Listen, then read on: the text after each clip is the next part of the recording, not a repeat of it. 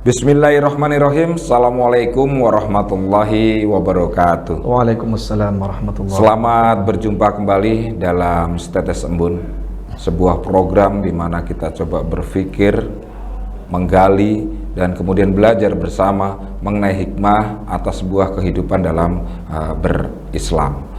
Salah satu tematik hari ini yang cukup menarik ketika kita berbicara masalah bagaimana bangsa ini terbentuk dengan ribuan suku, dengan ratusan bahasa yang muncul, kemudian pastilah membutuhkan adanya nilai-nilai yang bersifat toleransi, keseragaman, kemajemukan. Ini bagaimana cara Islam menyikapi hal-hal seperti ini. Tema kali ini kita berbicara mengenai komitmen kebangsaan dan menghargai kemajemukan. Hadir bersama saya Ustadz Ahmad Badrus Solihin sebagai Sekretaris MUI Jember. Assalamualaikum warahmatullahi wabarakatuh, Ustadz. Waalaikumsalam warahmatullahi wabarakatuh. Senang berjumpa kembali. Hari ini temanya lebih nasional ini, Ustadz. Iya, betul Pak Joko. Ya, kira-kira nanti kita melihat bagaimana Islam memandang kehidupan berbangsa ini. Baik, Ustadz. Saya ada satu hal yang sering saya baca, bahwa Islam ini ketika tumbuh di Indonesia, yang notabene Indonesia ini dengan jumlah masyarakat yang 200 juta lebih ya, itu memiliki keberagaman dalam hal tertentu, dan kita menjadi agama yang besar di bumi Nusantara ini. Ada satu hal yang berkaitan dengan kalau kita bicara dengan tema kebangsaan dan menghargai kemajemukan ini, saya ada hal yang saya yakini bahwa satu kalimat yang berbeda itu adalah kita, karena kita lahir di bumi Indonesia ini sudah dalam keberagaman sebenarnya gitu ya, Ustadz ya. Iya. Kalau secara kebangsaan dan nasional mungkin saya memaknainya demikian, Ustadz. Iya. Untuk ini saya meminta Ustadz untuk bisa memberikan pandangan atau tausiah kepada kami mengenai komitmen kebangsaan dan menghargai kemajemukan, Ustadz. Saya persilahkan, Ustadz. Assalamualaikum warahmatullahi wabarakatuh. Waalaikumsalam warahmatullahi wabarakatuh. Bismillahirrahmanirrahim. Alhamdulillahirabbil alamin wa bihi nasta'inu ala umurid dunya waddin. Wassalatu wassalamu ala asyrafil anbiya'i wal mursalin sayyidina Muhammadin wa ala alihi wa sahbihi ajma'in, amma ba'du. Hadirin di studio dan pemirsa Jember 1 TV di rumah yang dimuliakan Allah. Patut bersyukur kita kehadiran Allah karena kita lahir di bumi Indonesia, bumi yang oleh Allah diciptakan dengan begitu indahnya, dengan aneka kekayaan flora, fauna, kekayaan alam yang lainnya, dengan kesuburan yang luar biasa. Dan yang tidak kalah penting, negeri kita ini, Indonesia ini oleh Allah diciptakan dengan keanekaragaman yang sangat kaya. Ratusan suku, ratusan bahasa daerah, ribuan pulau. Jadi adat istiadat, kebudayaan, tradisi yang ada di satu daerah dengan daerah yang lain sangat beraneka ragam. Kita juga bersyukur bahwa para pendiri bangsa ini mampu menyatukan kita semua dengan bahasa persatuan bahasa Indonesia. Kita hidup bersatu rukun dalam satu naungan Negara Kesatuan Republik Indonesia yang berdasarkan Pancasila, Undang-Undang Dasar 1945, dan inilah kebinekaan ini, Bhinneka Tunggal Ika ini, negeri kita tercinta ini sudah sepatutnya kita rawat, kita jaga, kita lestarikan, kita pelihara sampai anak cucu kita kelak, bahkan kalau perlu ila yaumil qiyamah, sampai hari kiamat nanti. Amin. Hadirin yang dimuliakan Allah, memang tantangan kehidupan berbangsa ini belakangan ini menghadapi banyak cobaan, banyak ujian ya. Ada sekelompok orang di negeri ini yang menghendaki disintegrasi, menghendaki keterceraiberaian, ingin memisahkan diri. Macam-macam motifnya, ada yang motif karena kedaerahan, ada yang motif karena kesukuan, ada juga yang motif agama. Dan dalam perspektif Islam tentu saja hal-hal yang semacam itu tidak dibenarkan. Mengapa demikian? Karena kita oleh Allah diperintahkan untuk tidak bercerai-berai. Jadi kita harus menjaga persatuan ini, Pak Joko, karena bagaimanapun juga persatuan ini adalah prasyarat yang paling penting ya untuk tegaknya kehidupan berbangsa dan bernegara. Ya. Tegaknya bangsa dan negara ini adalah prasyarat yang paling penting bagi jalannya kehidupan keagamaan, kehidupan beragama. Jika negara ini tidak aman, terjadi chaos misalkan, naudzubillah min dzalik ya, kita memohon perlindungan kepada Allah dari itu, maka ibadah pun tidak bisa kita lakukan.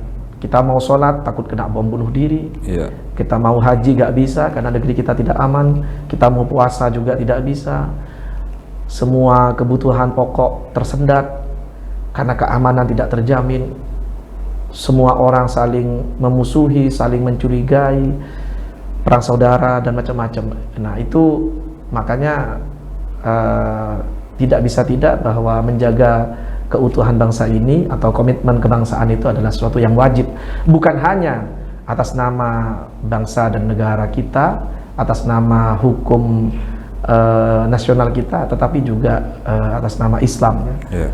Jadi agama kita memang menuntun dan kemudian mengarahkan umat Islam untuk senantiasa menjaga persatuan dan keutuhan bangsa. Jadi seperti di dalam ayat Al-Quran bahwa kehidupan berbangsa ini sebenarnya adalah sunnatullah yang Allah sudah tetapkan dari awal ya. Allah menciptakan manusia itu dari laki-laki dan perempuan, kemudian bersuku-suku, berbangsa-bangsa. Tujuannya apa? Lita'arafu, untuk saling mengenal. Nah, di situ sudah ditegaskan tentang adanya kemajmukan itu. Jadi Allah memang sudah menciptakan manusia itu ya tidak sama, Tidak seragam. tidak seragam. Ada yang laki-laki, ada yang perempuan. Ada yang suku Madura, suku Jawa, suku Sunda, suku Batak, suku Asmat, suku Minangkabau, suku macam-macam lah. Pokoknya semua suku yang ada di Indonesia ini sebenarnya adalah cerminan dari sunnatullah yang sudah ditetapkan untuk kita semua. Nah, masing-masing suku, masing-masing orang, masing-masing individu itu harus menyadari bahwa keanekaragaman itu adalah juga meniscayakan adanya kesetaraan.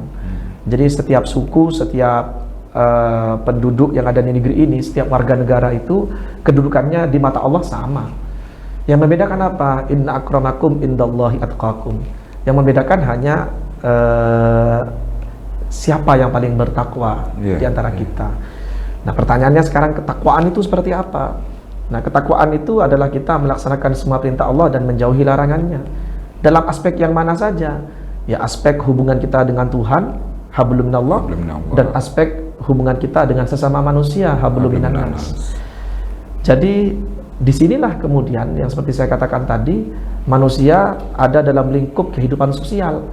Dia tidak hidup sendirian. Menjadi orang solih, menjadi orang bertakwa itu adalah orang yang hadir di tengah-tengah masyarakat, bersama-sama membangun masyarakat yang guyup, yang rukun, yang tentram, yang aman, sehingga masing-masing itu memiliki perlindungan atas dirinya, atas keluarganya, atas hartanya. Dan itu hanya bisa dicapai dengan prasyarat itu tadi. Jika negara kita, bangsa dalam kita yang besar ini aman, utuh, bersatu, aman, terjaga keutuhannya, tidak terdisintegrasi. Betul. Makanya menjaga negara ini, menjaga bangsa ini, bahkan kita mencintai tanah air dan rela berkorban untuk tanah air dan bangsa ini, ya tentu saja adalah sebuah kewajiban bagi setiap warga negara, khususnya umat Islam di Indonesia. Kemudian ada ungkapan bahwa umat Islam ini adalah pemilik sah terhadap negeri ini, terhadap bangsa ini, terhadap NKRI. Pernyataan seperti ini sebenarnya adalah pernyataan yang diskriminatif ya.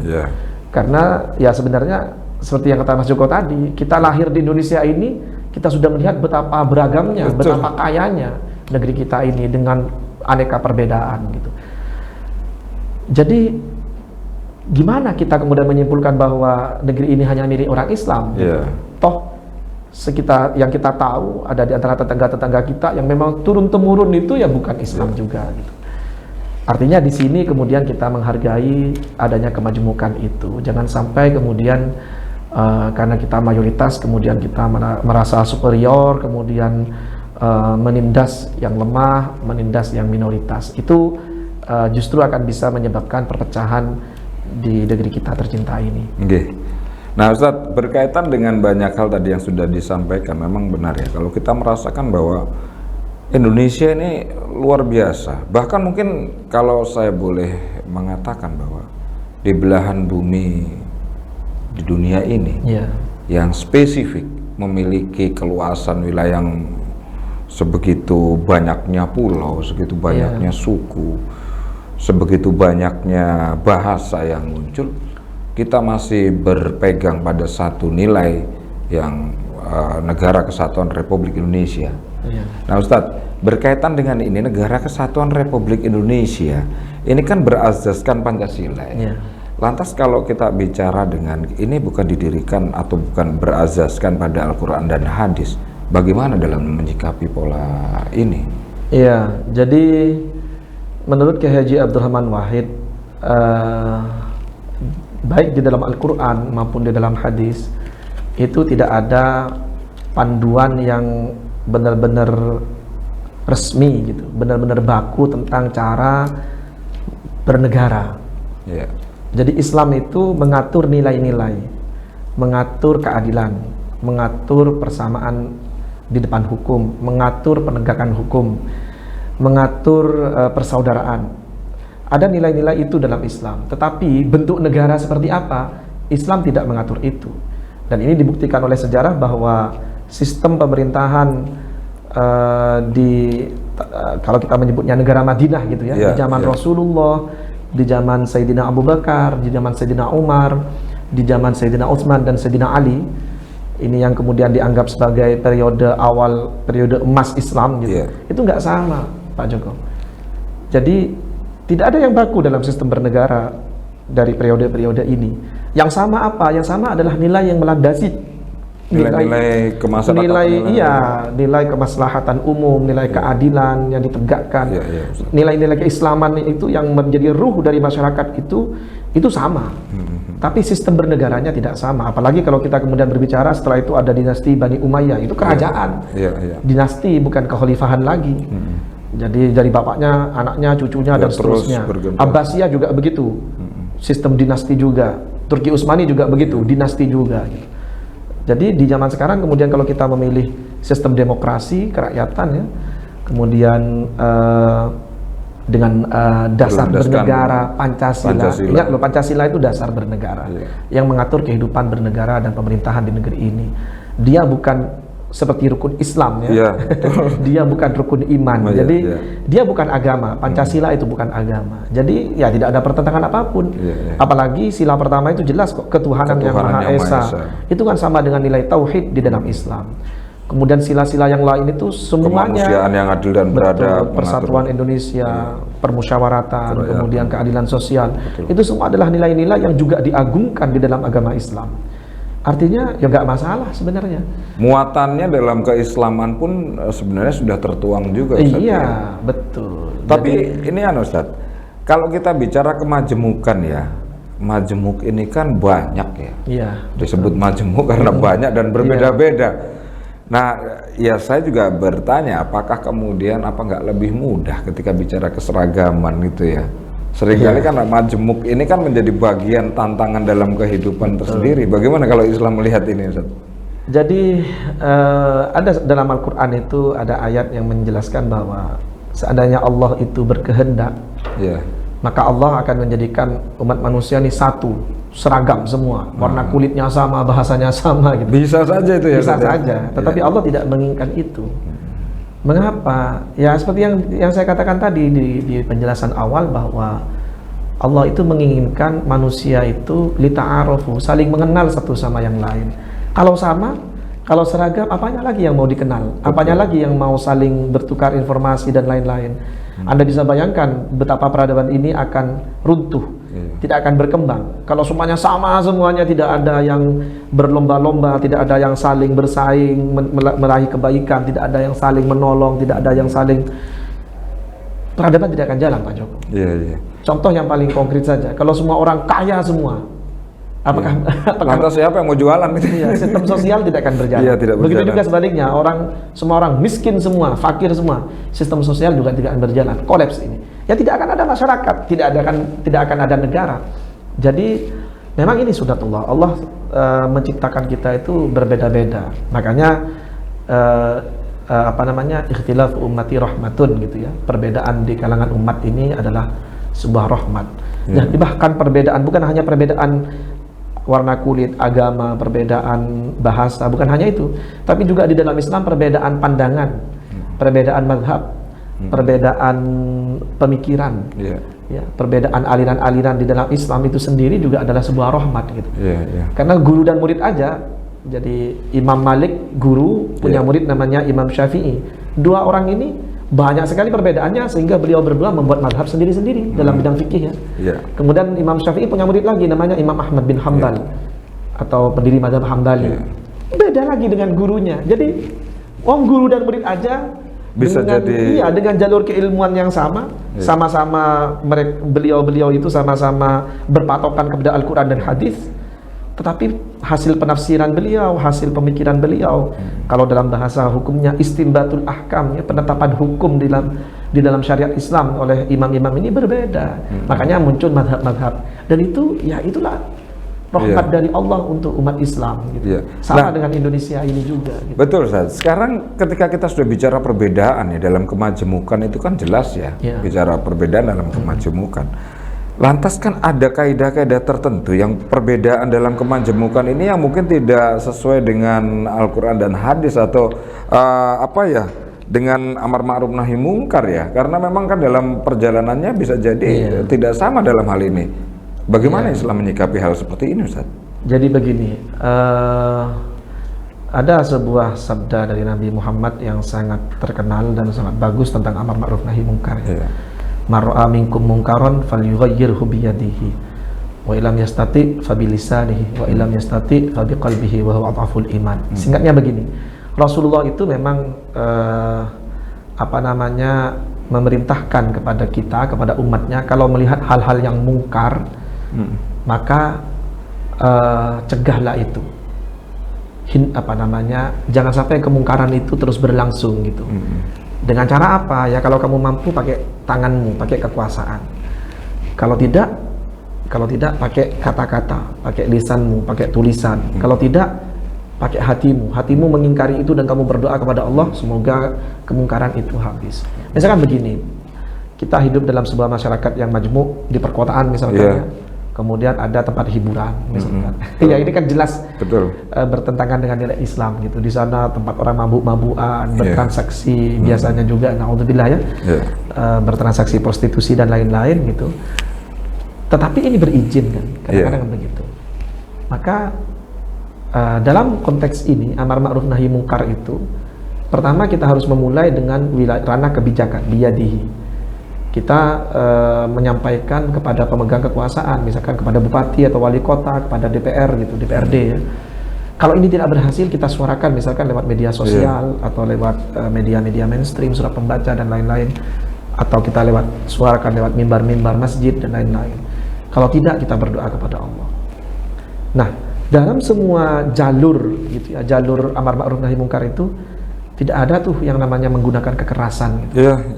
Artinya apa? Artinya Islam itu mengarahkan kita itu amar ma'ruf nahi mungkar itu dengan cara yang ma'ruf juga, dengan cara yang baik, atau kalau bisa dengan cara yang terbaik. Gitu.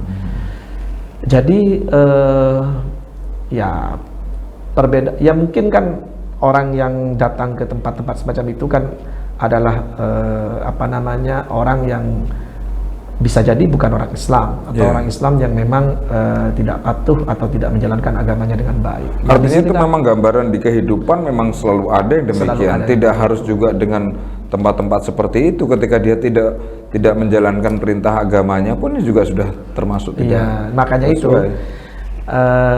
ada contoh lain yang mungkin juga bisa kita jadikan ilustrasi, Pak Joko. Misalkan kita sering melihat dan sering mendengar ada konflik terkait dengan pendirian rumah ibadah. Ya di Jember ini kan juga terjadi beberapa kali baik itu di kalangan sesama umat Islam gitu, ataupun di kalangan umat Islam dan umat non Muslim.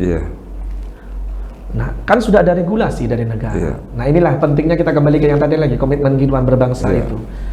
Jadi ada regulasi, ada surat keputusan bersama 3 menteri yang mengatur tentang pendirian rumah ibadah.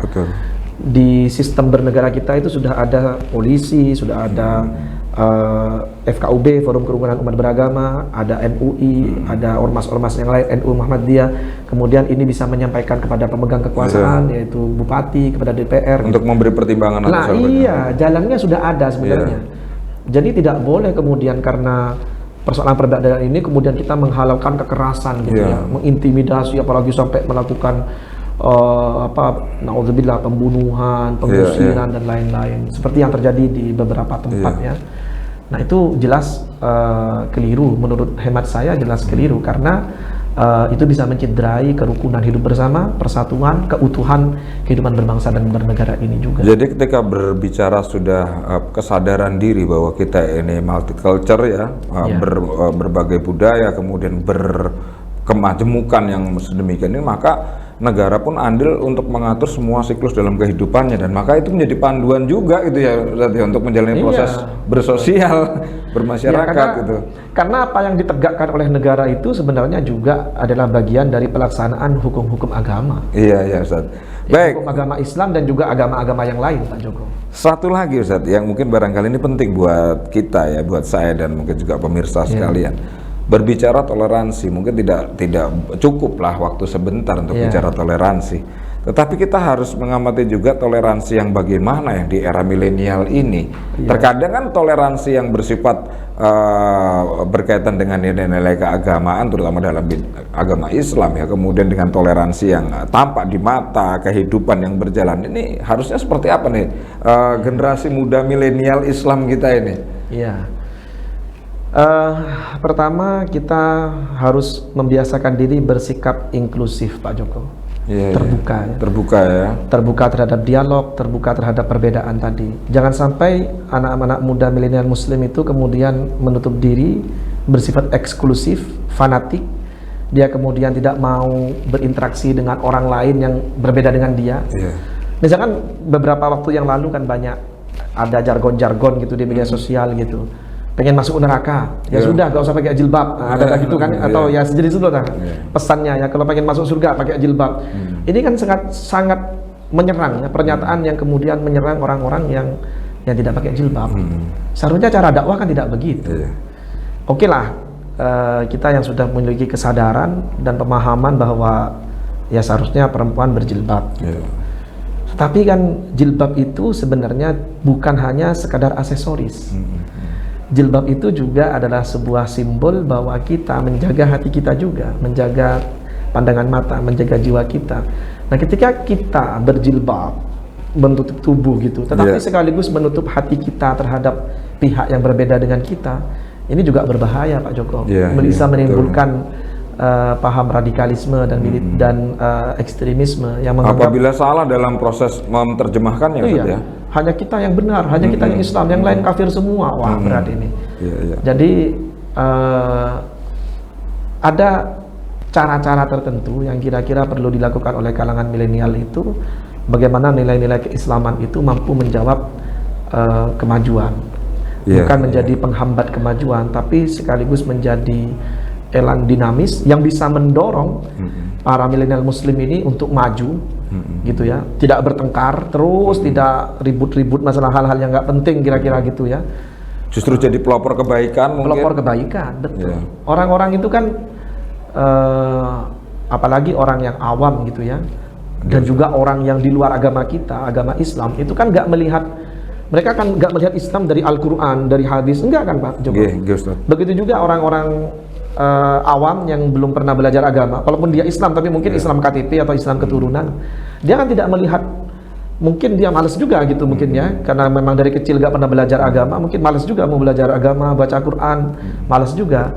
Dia akan melihat Islam itu dari perilaku kita, dari akhlak umat Islam. Nah makanya saya kira yang paling penting di kalangan milenial itu adalah menunjukkan Islam sebagai agama rahmatan lil alamin, agama kasih sayang, agama cinta damai, lewat perilaku kita sehari-hari, lewat akhlak kita gitu. Sehingga orang yang melihat kita, oh itu Pak Joko itu Islam kok bagus sekali, apik Pak Joko itu, ke tetangga bagus, ke teman kolega bagus, orangnya apikan. Amin. Ini doa ini Ustaz, saya aminin terus ini Ustaz. Akhirnya orang kan tertarik nih. Amin Ustaz. Pak Joko gimana caranya begitu. Nah akhirnya terjadi proses penanaman nilai-nilai keislaman yang berjalan sangat indah dalam gitu. kaidah perilaku ya akhirnya ya. Kan memang akhlakul karimah itu yang paling penting Pak Joko. Jadi kalau Pak Joko tadi nanya, gimana kita anak-anak muda milenial ini dalam kehidupan sekarang gitu, 4.0 ini, ya masalah kemajemukan, masalah kebangsaan. Saya kira yang paling penting adalah membangun karakter muslim yang berakhlakul karimah ini. Dengan itu semuanya ikut Pak Joko. Orang yang berakhlakul karimah itu, yang benar-benar mengikuti akhlakul karimah ala Rasulullah, dia tidak akan menyakiti orang lain. Dia tidak akan membuat keributan, bikin konflik, senang tawur, senang kisruh, tidak akan begitu. Dia akan mengutamakan kebersamaan, keindahan hidup yang rukun. Kemudian ya oke lah, kita jalani hidup ini dengan spirit indah Islam agama kita ini. Wah, alhamdulillah. Baik Ustadz, ini perbincangan kita kayaknya di sesi berikutnya harus lebih tajam ini di bagian-bagian tertentu, terutama beberapa hal yang barangkali mampu memberikan nilai-nilai meskipun hanya status ya, tetapi mampu memberikan pencerahan. Terima kasih sekali Ustadz. Pemirsa sekalian, berbicara masalah kebangsaan, berbicara masalah kemajemukan, kita lahir sudah ditumbuhkan dengan kondisi yang banyak perbedaan, tetapi indahnya perbedaan juga sudah kita nikmati.